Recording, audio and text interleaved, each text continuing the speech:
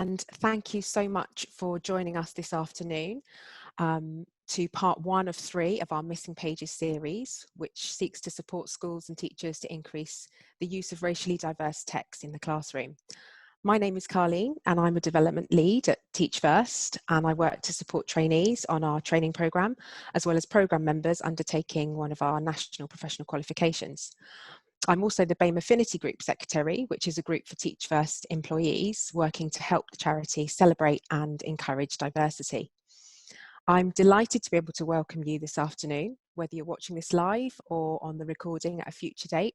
Thank you for taking the time to engage with us today, and I would encourage you to join the discussion using the hashtag Missing Pages. So for today's part 1 webinar, I'm delighted to welcome Jess Tacon from the Right Writing campaign to talk to us about the scheme of work that she created, exploring I Am Malala. Jess will talk through this work, and there'll be an opportunity to ask questions at the end. So please do pop your questions into the Q&A box at the bottom of your Zoom window, and we will pose these at the end. Welcome, Jess, over to you. Thank you, Karlene. So just to introduce myself, first of all, my name's Jess. I am an English teacher at a secondary school in North London, and I created the Right Writing campaign, which is a campaign aimed at getting AQA, which is the most popular English GCSE exam board in the UK, to add more writers of colour to their English literature GCSE. Because as it currently stands, of the 54 texts that are on offer on the specification, only 49 of them are by a white writer, which is obviously unacceptable. So that's why I set up the campaign. So in our own schools and departments, while we wait for and fight for this larger scale institutional change in education, it's vital that we do what we can to diversify in our own schools and our own spheres. So I want to offer some ways that you can do this, and also ways to overcome some of the barriers that we're currently facing as teachers, as school staff. So some of these barriers include, so these are not by no means all of the barriers that we're up against. These are just 3 sort of practical barriers that I think come up a lot in education, in my experience. So the first one is funding. So actual whole school funding, but also what individual departments are willing to spend money on, investment from other teachers, and the time, having the free time to actually redesign a curriculum. This is why I wanted to base this webinar around a scheme of work that, in my opinion, could literally be picked up and adapted and taught in any school. So the scheme of work, which will form the main part of this webinar, will hopefully give you some ideas for how to overcome these barriers.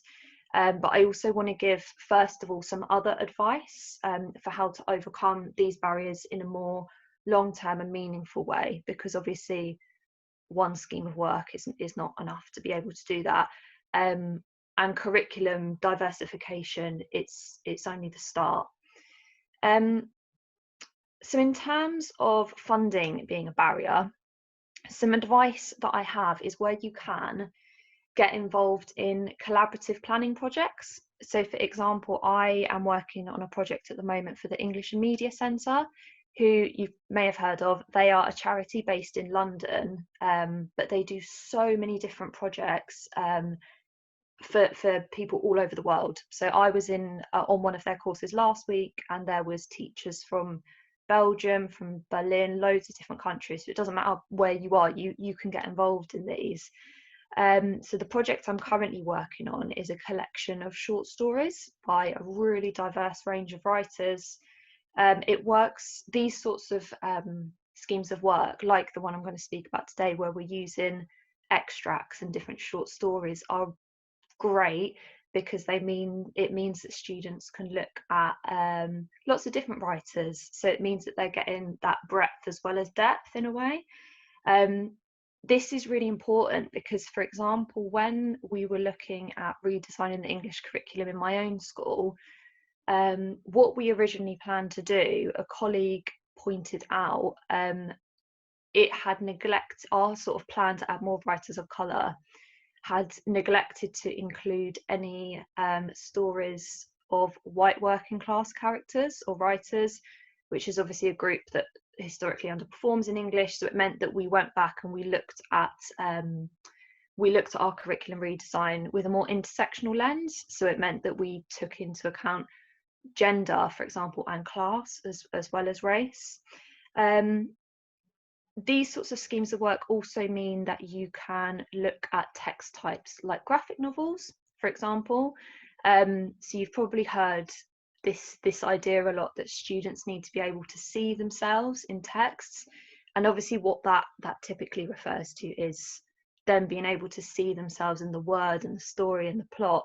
But it can also literally mean physically being able to see images of themselves in what they're reading. So if you can have extracts from graphic novels, it means that they're literally seeing pictures of their experiences. So my point in telling you all this is that you can get involved in these projects. They really help with funding because typically you'll get resources given to you. So as part of collaborative planning projects, you get lots of resources shared with you. So it takes away that barrier of having to buy texts, for example. It's also great for saving time because colleagues from other schools share so many amazing resources and ideas with you. In terms of investment from other teachers, hopefully by now, we would hope that colleagues' leadership will be fully on board with this idea of wanting to decolonise education. Unfortunately, this isn't always the case. If you find yourself in a situation where you're having to convince someone about the need for diversity in the curriculum, it's great if you can come back to really sort of cold, hard facts, because it means they can't argue and they can see how important it is, and it creates this clear picture of issues in education. So, for example, some that I always come back to, 33% of children of compulsory school age are of Black, Asian or minority ethnic origin, but only around 7% of children's books feature a Black, Asian or minority ethnic main character, protagonist.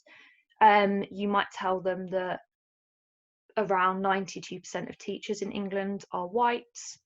You might have the argument that based on research, it's not unusual for a student to leave secondary school having never studied a book by a Black author.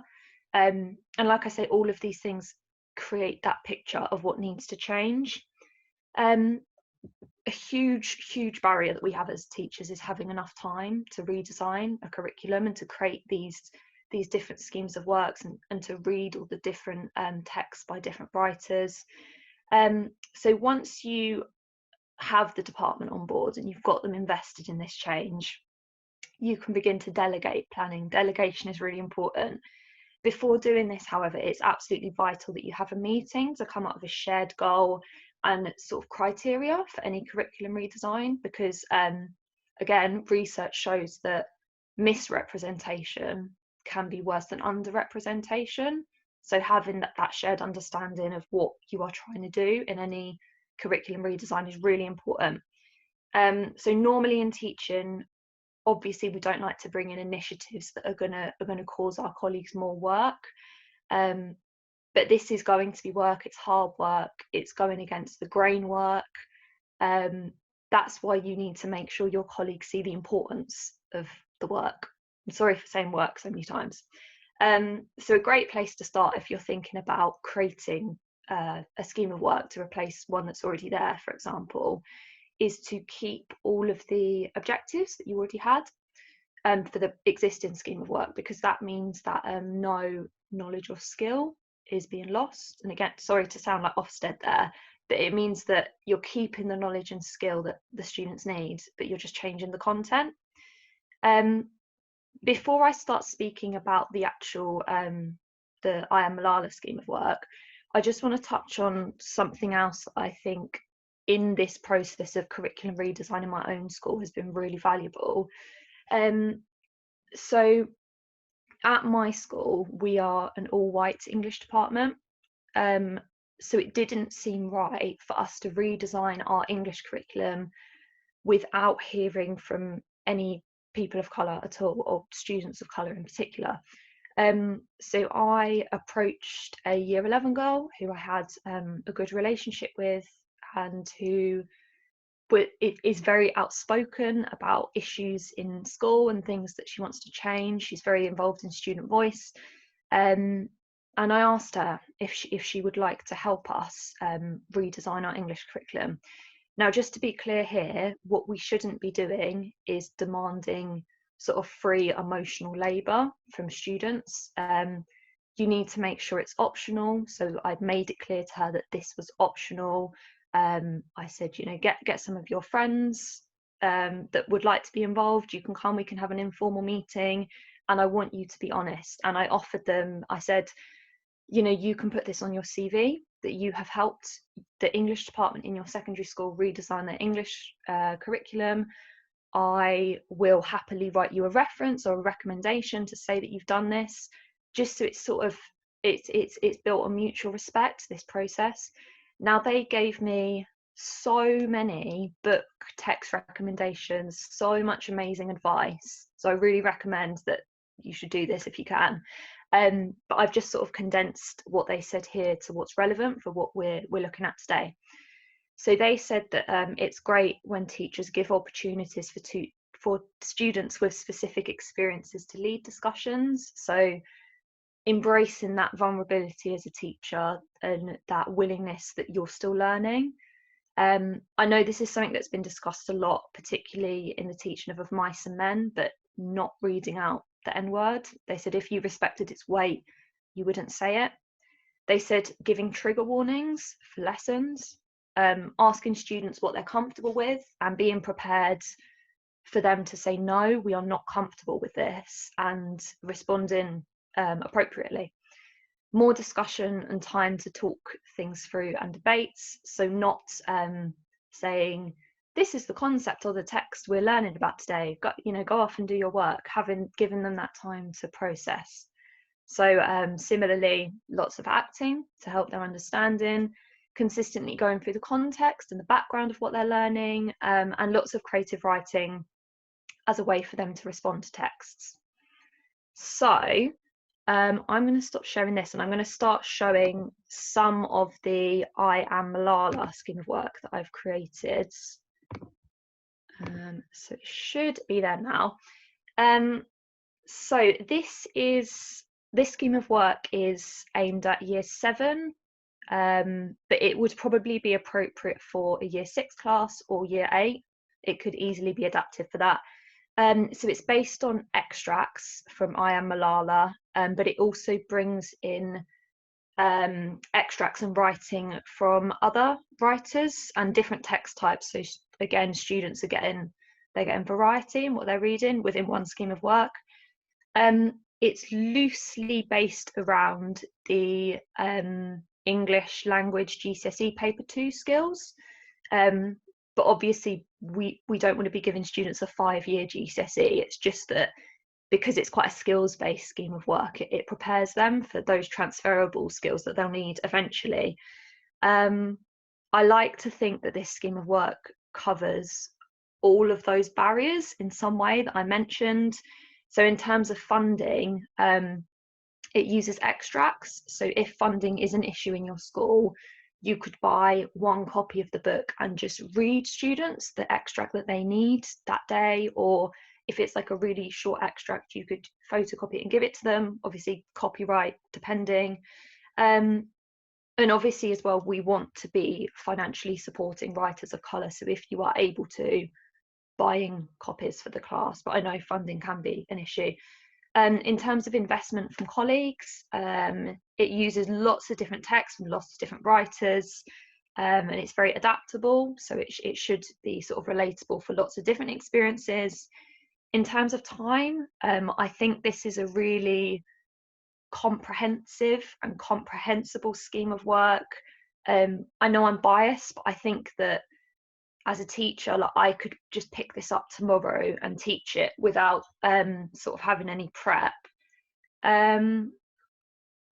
So in terms of how the scheme of work is laid out, it's quite self-explanatory, but each lesson has a skills-based learning objective.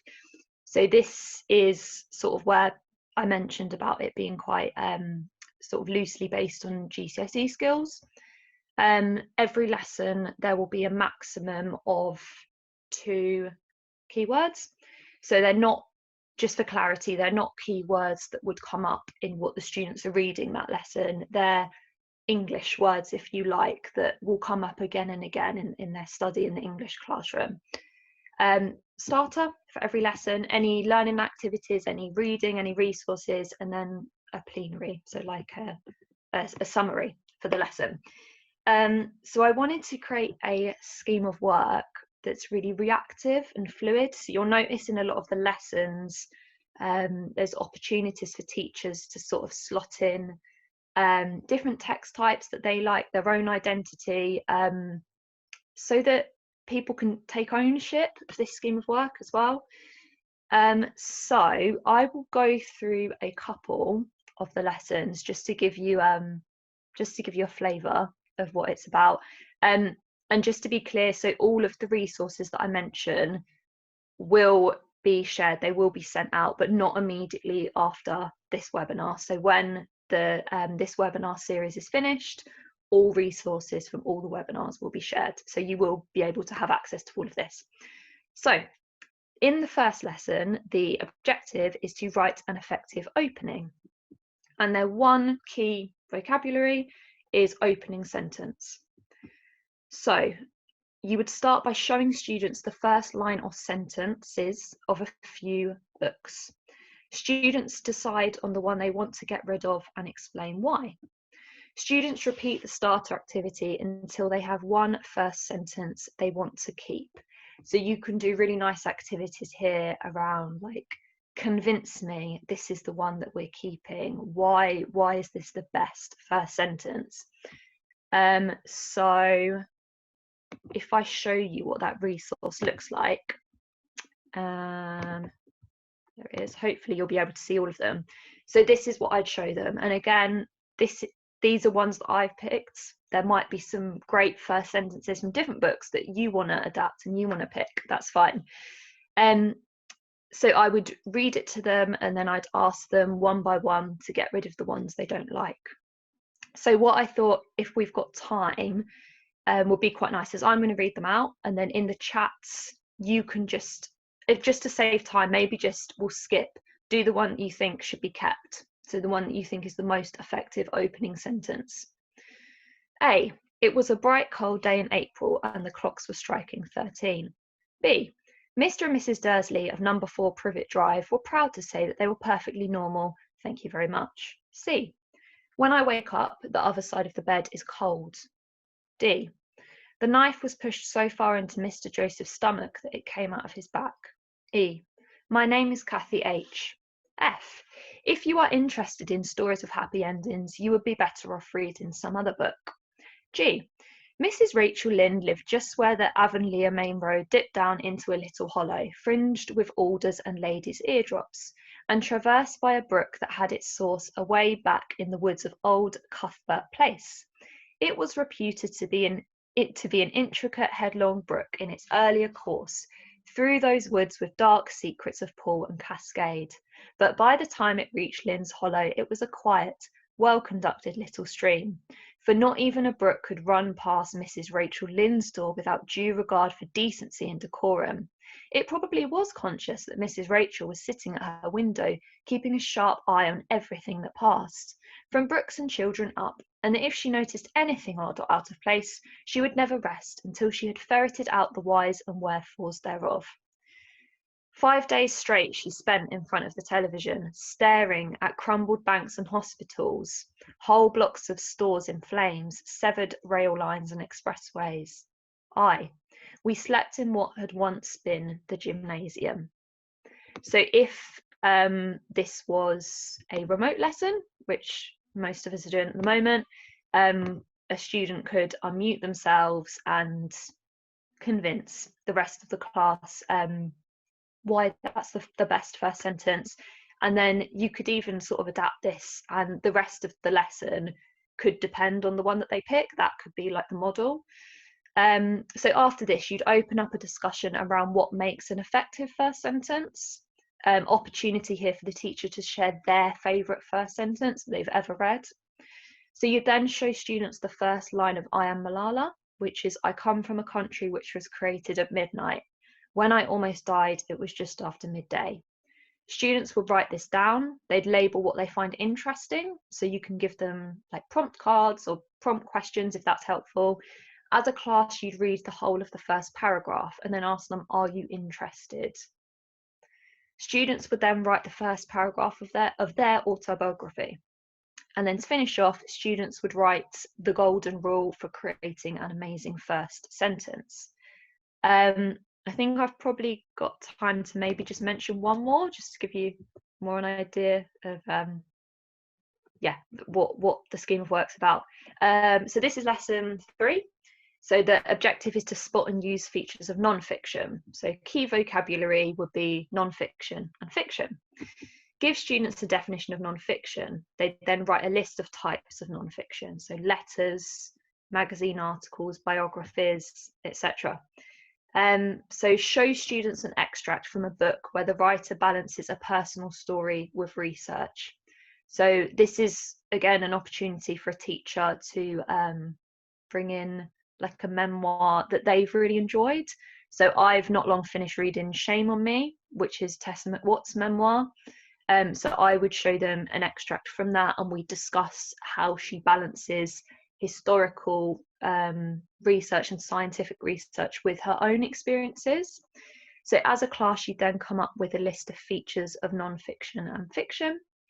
Discuss the fact that I Am Malala is an autobiography. Open up a discussion around why Malala may have wanted to write the book. They would then read the first chapter. Students would then highlight in 2 colours. When we're allowed to do this eventually, they could do this in pairs, then feedback. Anything that sounds like non-fiction, anything that sounds like fiction. Students to think of a topic that they know a lot about. So it's, again, an opportunity for them to put their identity into their work. Teacher can offer an alternative with information on the boards if they can't think of anything or they're not comfortable doing that. And write a short piece of non-fiction about the topic where they try and bring in personal experience as well. This can be made up, again, if they're not comfortable doing that. And then they'd finish off compiling a list of features that non-fiction and fiction can have in common. So you'd finish with that idea that it's not binary, like this is non-fiction, this is fiction. There's very much an overlap. So I'll leave that just there while we have questions in case anyone wants to look and see if they think of anything. But yeah, I hope that was helpful. And yeah, I haven't taught this scheme of work yet, but I am really excited to teach it. I think we're going to start teaching it remotely first of all, and then eventually in school. So thank you. I hope that was helpful for everyone. Thanks so much, Jess. That was really, really insightful, and I loved your kind of outline, your roadmap that you shared with us at the beginning before you kind of launched into designing this scheme of work. I just wondered, could you recall any of the texts that the students shared with you that they said that they recommended reading? Let me think. So they all love The Hate You Give by Angie Thomas. So they really, really want to do that. Yeah, it's a great book. Yeah, lots of them like love Maya Angelou. So they're always like, please can we learn about Maya Angelou? I'm trying. There was one, the name I can't remember. They really wanted to read Black Flamingo, which I haven't read. That's one of the recommendations in our missing pages. I can't think of any others that they said now, but yeah, they had loads of good recommendations, because I think as teachers often like we don't get enough time to read young adult books well. Yeah, So yeah, definitely. No, that's good. I didn't want to miss the opportunity on sharing their insights while we had you here. yeah. So a couple of questions that we wanted to put to you. Why did you pick this book? Because we honestly wanted to cram as much as we possibly could into one scheme of work. And I think we found in year 7 that because we, like most schools do, we do like a new topic or a new text typically every half term. And we found that when we try and read like an entire novel or an entire book, we just don't finish because there's so much to do. So we thought, okay, we'll find a really, really rich, really, really great book, but we'll look at extracts and we'll bring in sort of loads of other writers. And obviously, this is an amazing story. It's I'm trying to think, in our Key Stage 3 English curriculum, I think it's the only non-fiction book that they do as well. And obviously, again, it's a big part of the English language GCSE. So bringing in all these different types of non-fiction and actually looking at an autobiography, a memoir, will hopefully be really valuable. Yeah, the other thing that links actually with what you just said there was, what pre-work do you think is helpful to get the best from this scheme of work, or what do you think that the students should have done previously to really help them access and get the most from it? I don't think there's anything, to be honest. That's why I said that I think this could be done in year 6, because I think Right. where it's so skills based and it's based on extracts and it's very contextual all the way through. It doesn't, I didn't want this scheme of work to have that thing that often happens where it's like, okay, first lesson is context. This is who Malala is. This is what happened to Malala. It's all the way through and it's weaved all the way through. So actually, I don't really think they need much prior knowledge to be able to do this scheme of work. I think it could just be, like I said earlier, I think it could be adapted for any school. I think I like to think this is really accessible. Yeah, definitely. And what opportunities do you think are afforded to the students by using texts written by Black and minority ethnic authors? Well, it means that well, if you are a Black, Asian, or minority ethnic student, you see yourself in what you're learning. Generally, it means that because the white experience is at the center, it's in the spotlight, and it means just shifting that away slightly so that lots of experiences are in the spotlight, and that all young people feel valued and feel like they're not othered and they're not like marginalized and shoved to the side. And I think doing what I know, doing this this rich, purposeful, sensitive diversification in schools will have such a long lasting impact. Because if you think of like typical careers that someone might look at that are related to English, you might become an English teacher. I mean, like I said earlier, 92% of teachers are white. In the publishing industry, only around 11% of people identify as being Black, Asian, or minority ethnic. So I like, it seems, I don't think, you can't say that it's 100% causing that, but it seems that students are not seeing English as being for them as a subject. They're not seeing literature as being something that includes them. So they're not, why would they want a career in something that doesn't I don't know, doesn't include them, Yeah, doesn't absolutely. celebrate them? Yeah, definitely. What do you think will be the high point of delivering this scheme of work for you personally as the creator? Oh, I'm gonna have to look down.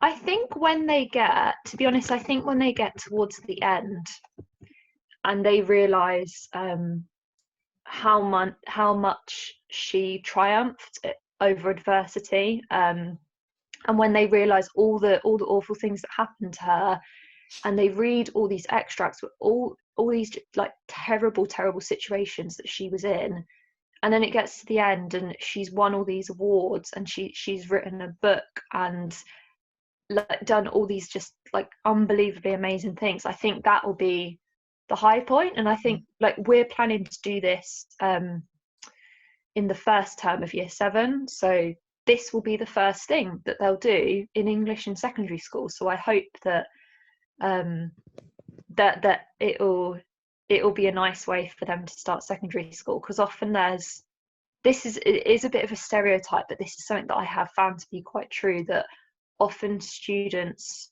will sometimes enjoy English in primary school and they get to secondary school and they don't, and they find it too difficult and they feel detached from it. So hopefully having this sort of inspirational story where they see themselves reflected will make them more inclined to enjoy English in secondary school.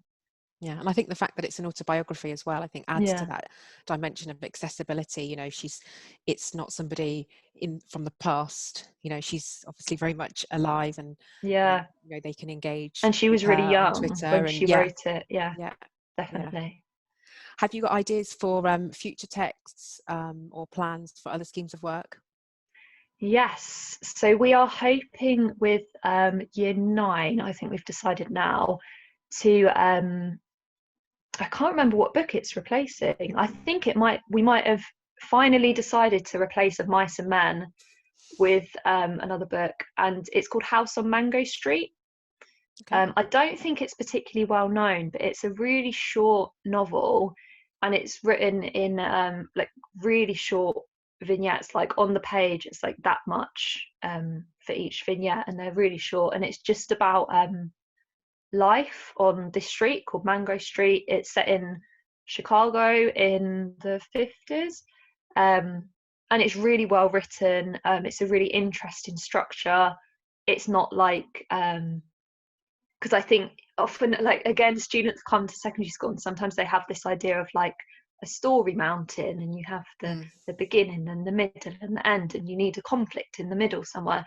Whereas a book like The House on Mango Street doesn't have that at all. Like to be honest, it barely has a plot. It's just like little snapshots from this one street. So I'm really excited about that one. I'm not actually creating that, a colleague is, but I'm excited for that one because I think it's a really good book. And so the last couple of questions, often schools who have no Black, Asian, minority ethnic students think that texts like this are not relevant. What would your message be to them? I guess similar to what you spoke to at the beginning about getting staff involved and engaged. I mean, I think it's just about getting away from that idea that who is sitting in the classroom, that is who is important. Like I guess the question would be, why is like Shakespeare in any way, shape or form relevant for the students in that classroom? Why is he more relevant than them reading like this amazing Black writer?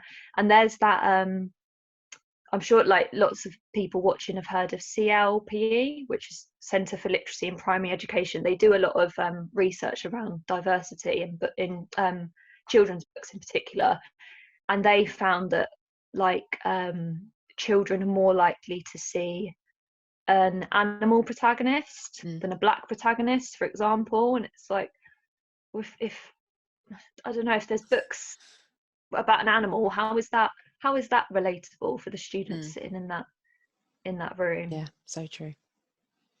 My last question, because I think we've got a bit of time, and this might not be something that you've thought of, but how will you evaluate the impact of this scheme of work, specifically thinking about how you're going to roll that out in your school? I think it will just be something quite informal. So again, I think it's that vulnerability and having that honesty with students. Like say to them at the start, this is the first time we've done this scheme of work.